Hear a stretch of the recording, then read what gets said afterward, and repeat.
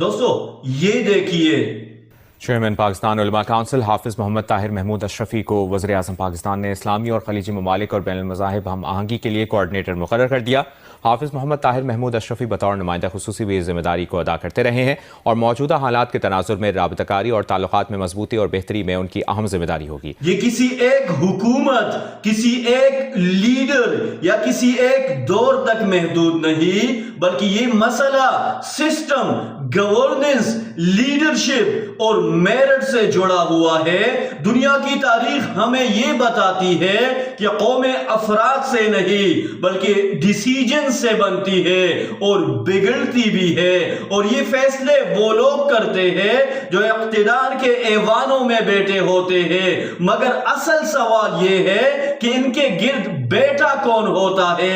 کیا وہ لوگ جو کیپیبلٹی، ایکسپرٹیز، ویژن اور کریکٹر رکھتے ہو، یا وہ لوگ جو صرف خوشامد، واہ واہ اور جی حضور کے سہارے آگے آئے ہو؟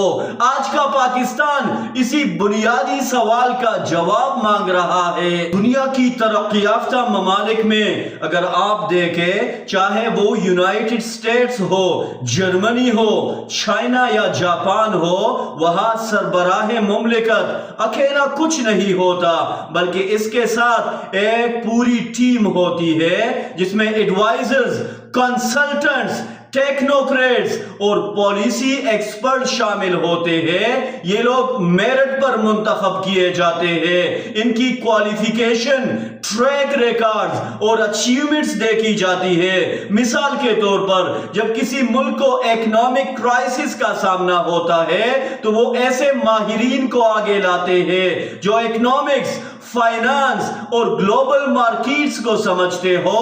یہ لوگ لیڈر کی خوشامدی نہیں کرتے بلکہ اسے کڑوی مگر سچی بات بتاتے ہیں، کیونکہ وہاں ریزلٹ اورینٹڈ سسٹم ہوتا ہے، شخصیت پرستی نہیں۔ اسی لیے وہاں فیصلے مضبوط ہوتے ہیں، پالیسیاں دیرپا ہوتی ہے اور ریاست مسلسل آگے بڑھتی ہے۔ بدقسمتی سے دوستو پاکستان میں صورتحال اس کے بالکل برعکس ہے۔ یہاں میرٹ، کمپیٹنس اور انٹیگریٹی کو نہیں دیکھا جاتا بلکہ وفاداری، خوشامد اور ذاتی تعلقات کو معیار بنا لیا گیا ہے۔ یہاں معاونین وہ نہیں ہوتے جو سسٹم کو بہتر بنائے بلکہ وہ ہوتے ہیں جو حکمرانوں کو یہ یقین دلاتے رہے کہ سب کچھ ٹھیک چل رہا ہے، چاہے ملک دیوالیہ پن کے قریب ہی کیوں نہ کھڑا ہو۔ یہی وجہ ہے کہ ڈیسیجن میکنگ کمزور ہو چکی ہے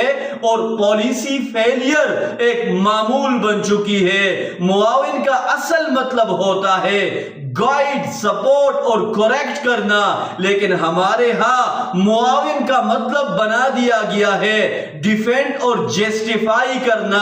یہی وہ رویہ ہے جو پورے سسٹم کو اندر سے کھوکھلا کر رہا ہے۔ دوستو کل کی مثال ہمارے سامنے ہے جب طاہر اشرفی کو اسلامی ممالک سے تعلقات اور انٹرفیتھ ہارمونی جیسے نہایت سنجیدہ اور حساس شعبے میں سیاسی معاون مقرر کر دیا گیا۔